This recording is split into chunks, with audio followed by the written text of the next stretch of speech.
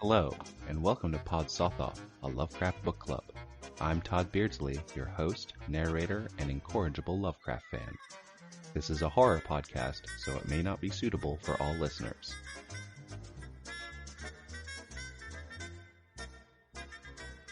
Since this is an odd-numbered episode, what follows is a reading of a Lovecraft story.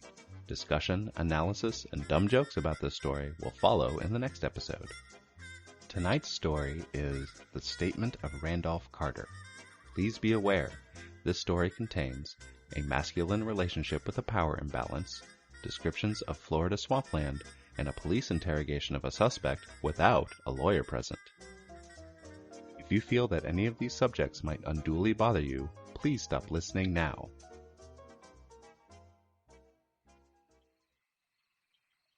The Statement of Randolph Carter by H.P. Lovecraft. First published in the May 1920 issue of the Vagrant, and republished in the February 1925 issue of Weird Tales.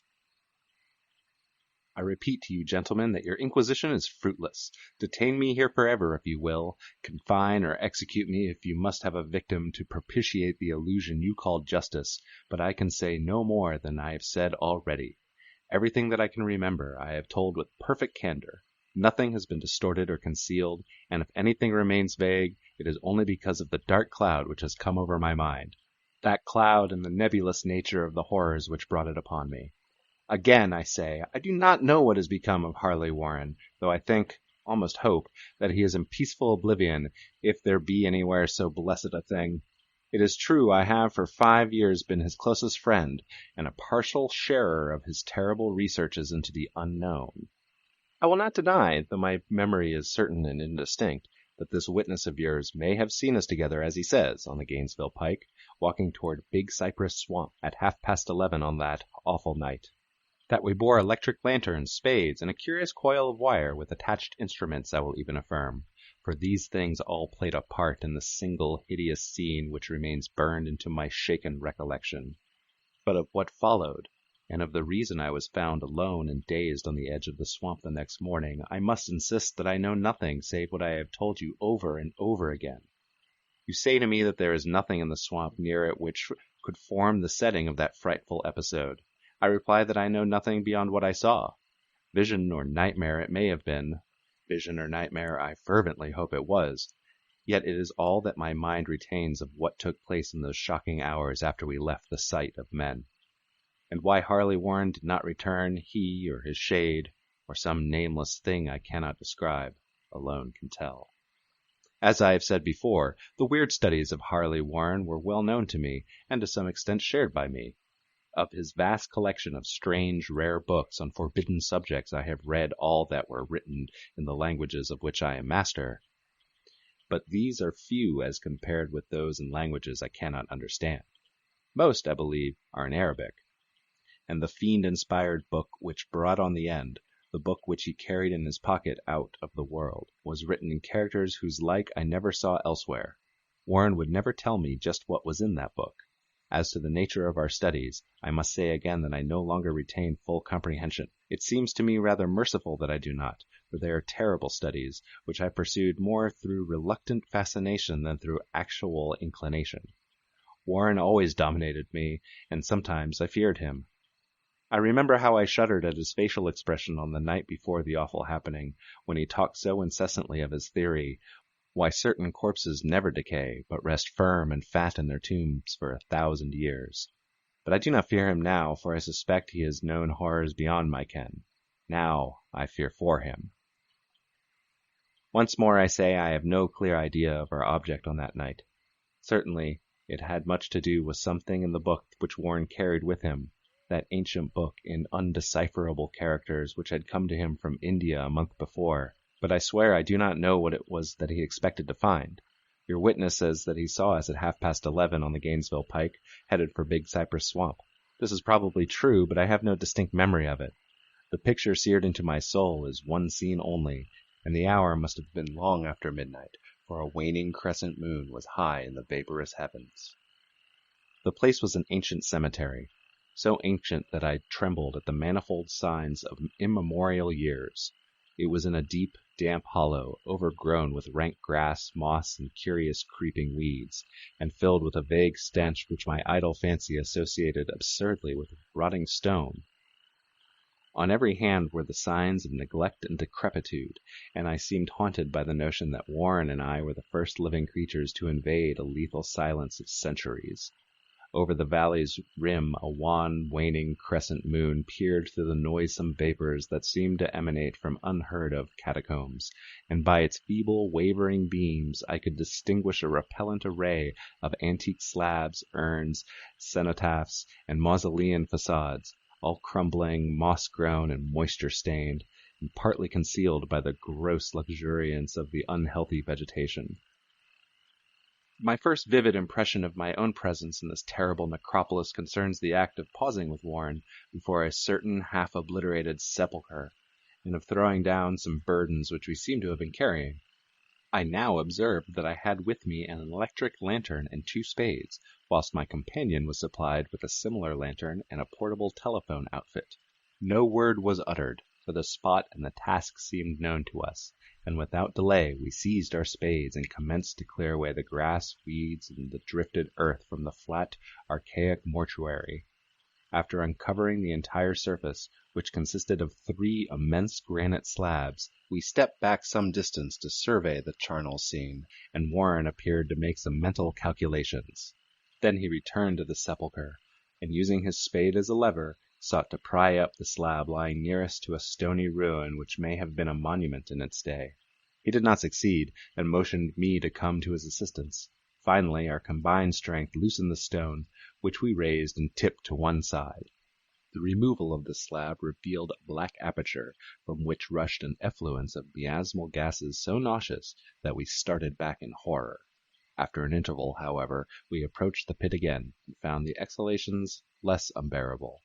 Our lanterns disclosed the top of a flight of stone steps, dripping with some detestable ichor of the inner earth, and bordered by moist walls encrusted with niter. And now for the first time my memory records verbal discourse, Warren addressing me at length in his mellow tenor voice, a voice singularly unperturbed by our awesome surroundings. "I'm sorry to have to ask you to stay on the surface," he said, "but it would be a crime to let anyone with your frail nerves go down there. You can't imagine, even from what you have read and from what I have told you, the things I shall have to see and do. It's fiendish work, Carter, and I doubt if any man without ironclad sensibilities could ever see it through and come up alive and sane. I don't wish to offend you, and heaven knows I'd be glad enough to have you with me, but the responsibility in a certain sense is mine, and I couldn't drag a bundle of nerves like you down to probable death or madness. I tell you, you can't imagine what the thing is really like. But I promise to keep you informed over the telephone of my every move. You see, I have enough wire here to reach to the center of the earth and back." I can still hear, in memory, those coolly spoken words, and I can still remember my remonstrances. I seemed desperately anxious to accompany my friend into those sepulchral depths, yet he proved inflexibly obdurate. At one time he threatened to abandon the expedition if I remained insistent, a threat which proved effective, since he alone held the key to that thing. All this I can still remember, though I no longer know what manner of thing we sought. After he had secured my reluctant acquiescence to his design, Warren picked up the reel of wire and adjusted the instruments. At his nod, I took one of the latter and seated myself upon an aged, discolored gravestone close to the newly uncovered aperture. Then he shook my hand, shouldered the coil of wire, and disappeared within that indescribable ossuary. For a moment I kept sight of the glow of his lantern, and heard the rustle of wire as he laid it down after him, but soon the glow disappeared abruptly, as if a turn in the stone staircase had been encountered, and the sound died away almost as quickly. I was alone, yet bound to the unknown depths by those magic strands whose insulated surface lay green beneath the struggling beam of that waning crescent moon. In the lone silence of that hoary and deserted city of the dead, my mind conceived the most ghastly fantasies and illusions, and the grotesque shrines and monoliths seemed to assume a hideous personality, a half-sentience. Amorphous shadows seemed to lurk in the darker recesses of the weed-choked hollow, and to flit in as some blasphemous ceremonial procession past the portals of the mouldering tombs in the hillside. shadows which could not have been cast by that pallid, peering crescent moon. I constantly consulted my watch by the light of my electric lantern, and listened with feverish anxiety at the receiver of the telephone, but for more than a quarter of an hour I heard nothing. Then a faint clicking came from the instrument, and I called down to my friend in a tense voice. Apprehensive as I was nevertheless unprepared for the words which came up from that uncanny vault in accents more alarmed and quivering than any I had heard before from Harley Warren. He who had so calmly left me a little while previously now called from below in a shaky whisper more portentous than the loudest shriek. God, if you could see what I am seeing. I could not answer. Speechless, I could only wait. Then came the frenzied tones again. Carter, it's terrible, monstrous, unbelievable. This time my voice did not fail me, and I poured into the transmitter a flood of excited questions. Terrified, I continued to repeat, "Warren, what is it? What is it?" Once more came the voice of my friend, still hoarse with fear, and now apparently tinged with despair. I can't tell you, Carter. It's too utterly beyond thought. I dare not tell you. No man could know it and live. Great God, I never dreamed of this. Stillness again, save for my now incoherent torrent of shuddering inquiry. Then the voice of Warren in a pitch of wilder consternation. Carter, for the love of God, put back the slab and get out of this if you can. Quick, leave everything else and make for the outside. It's your only chance. Do as I say and don't ask me to explain. I heard, yet was able only to repeat my frantic questions. Around me were the tombs and the darkness and the shadows. Below me some peril beyond the radius of the human imagination. But my friend was in greater danger than I, and through my fear I felt a vague resentment that he should deem me capable of deserting him under such circumstances. More clicking, and after a pause, a piteous cry from Warren. Beat it, for God's sake. Put the slab back and beat it, Carter. Something in the boyish slang of my evidently stricken companion unleashed my faculties. I formed and shouted a resolution, "Warren, brace up, I'm coming down!" But at this offer the tone of my auditor changed to a scream of utter despair. Don't! You can't understand. It's too late, and my own fault. Put back the slab and run. There's nothing else you or anyone else can do now. The tone changed again, this time acquiring a softer quality, as of hopeless resignation. Yet it remained tense through anxiety for me. Quick, before it's too late. I tried not to heed him, tried to break through the paralysis which held me, and to fulfill my vow to rush down to his aid. But his next whisper found me still held inert in the chains of stark horror. Carter, hurry. It's no use. You must go. Better one than two. The slab. A pause, more clicking, then the faint voice of Warren. Nearly over now. Don't make it harder. Cover up those damn steps and run for your life. You're losing time. So long, Carter. Won't see you again.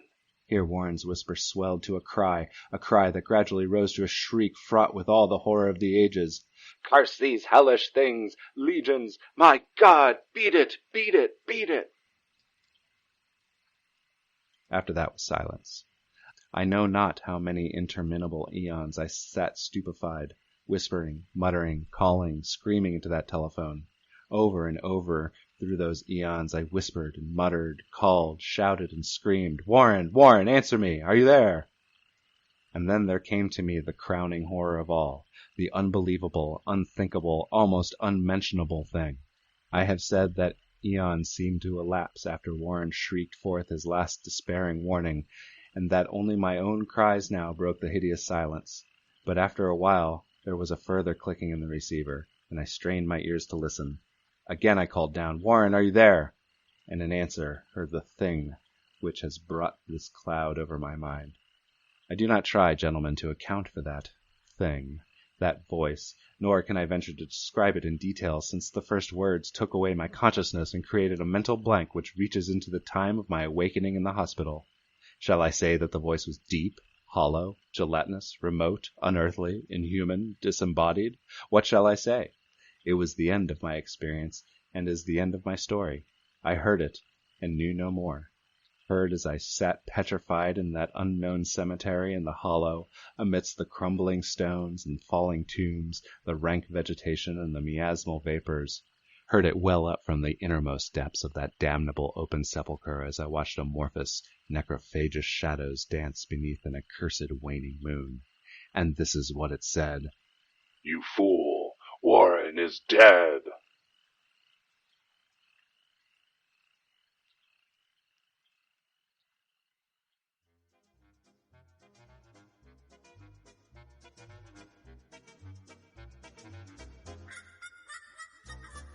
Pod Sothoth is produced, edited, and hosted by Todd Beardsley.